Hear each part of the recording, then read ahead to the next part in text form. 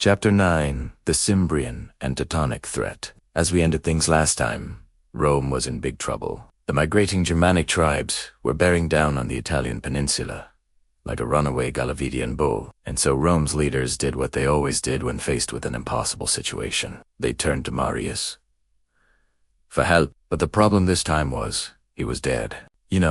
Executed by the tribunes of the plebs after that whole Catiline conspiracy fiasco. So if you're Rome, what do you do when your most successful general of all time is dead? Simple. You dig up his corpse and make him consul again. Now wait, before you ask how they got away with that. Or worse, why hasn't someone just killed him already? Just roll with it. It's not the craziest thing that happened during the late Republic. So in 104 BCE, 7 years after his first consulship, and 3 years after his death, Marius was brought back from the grave to handle Rome's new Germanic problem. A little later, in 102, he was made consul again. Then again in 101, and finally in 100 BC, which is a record 5 elections held during his lifetime. During those 3 years without Rome being defeated in battle, Marius would reform the Roman army from top to bottom, creating the hardened killing machine needed to take on the likes of the Cimbri and Teutones. Now, as we mentioned last time, Rome had actually met the Cimbri and Teutones before. It was at the Battle of Arrasio in 105 BC, where a Roman force of about 80,000 men under the consuls Lucius Caesar and Gnaeus Papirius Carbo got absolutely creamed by an alliance of Gauls and Germans. And here's where our story picks up. We find Gaius Marius, recently returned from exile, watching the funeral games in the Roman Forum for the men lost at Arrasio. Like most Romans, he's angry. Like most politicians, he wants to be in charge of doing something about it.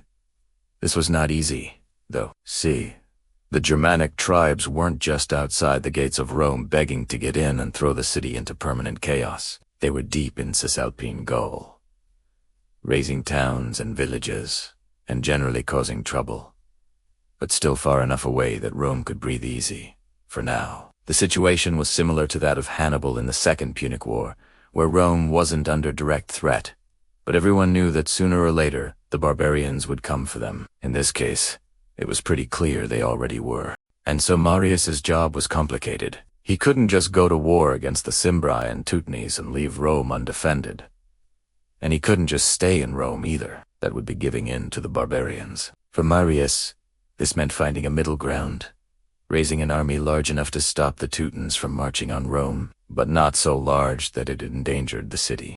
This wasn't easy, especially considering Rome had less than 20,000 men under arms at the time. Eventually, though, he got permission to raise 2 new legions and set about putting together his army. But these were no ordinary legions. Marius took every opportunity he could to bring the Roman army out of the archaic Renaissance era of the late Republic and into the modern age. As they saw what Rome was fighting a war unlike any other before it. The enemy was different, their tactics were different, even their way of thinking was different, and so Rome needed new methods to beat them. First, let's look at the equipment of his soldiers. Up until now, Roman infantry carried a sword, a dagger, a shield, a helmet, and whatever other odds and ends they could afford. But Marius found this insufficient, and so he standardized and hardened the equipment of his troops, starting with their weapons. The old-style gladius, or short sword, was good for thrusting and slashing in tight quarters, but useless for long-distance engagements. So Marius introduced a new longer sword that could be used for thrusting and slashing at a distance, more akin to a rapier than a dagger. The hilts of these swords were also made larger to better support the shield, and shields themselves were enlarged and reinforced with leathers, thongs, and metal bosses. Meanwhile, helmets were improved with additional metal plating and cheek guards, making them harder to knock off and easier to fight in. To better accommodate these changes, armor was also updated.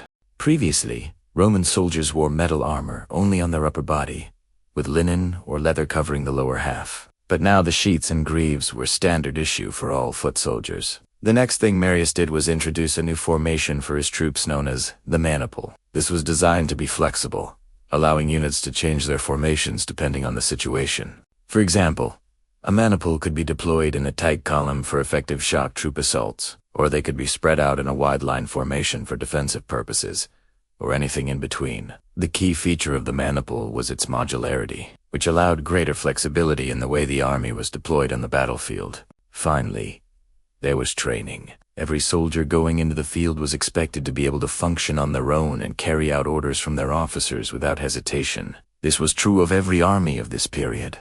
But Marius took it a step further. Not only did he want his troops to be able to think for themselves, he wanted them to be able to think strategically. And so the general spent countless hours on the training grounds, showing his men how to adapt to changing situations and teaching them how to respond to the different tactics of their enemies. In the end, Marius had built himself a super soldier, a template for the type of disciplined, highly trained professional soldiers Rome would rely on for centuries to come. With his army ready, Marius marched north to meet the Teutones head-on.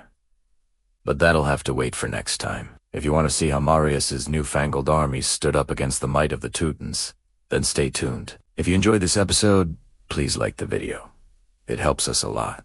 Thank you. Also, check out our new account at our website. You can help support us directly through donations. There's a link on screen. Thank you so much for watching.